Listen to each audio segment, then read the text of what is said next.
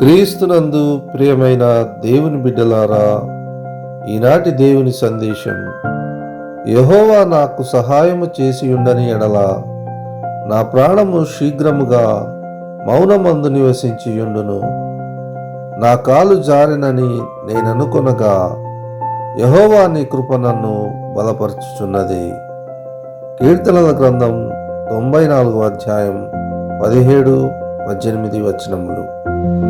ప్రియమైన దేవుని బిడ్డలారా, ఈ వాక్యమునందు యెహోవా తన్ను కాపాడని ఎడల తాను మృతుడై మౌనమందు ఉండుననియు, తాను తొట్టిల్లి కూలి ఇక లేవలేనని అనుకొనుచుండగా దేవుని దక్షిణ హస్తము తన్ను కాపాడనని ఈ వాక్యమందు కీర్తనకారుడు తెలియజేయుచున్నాడు.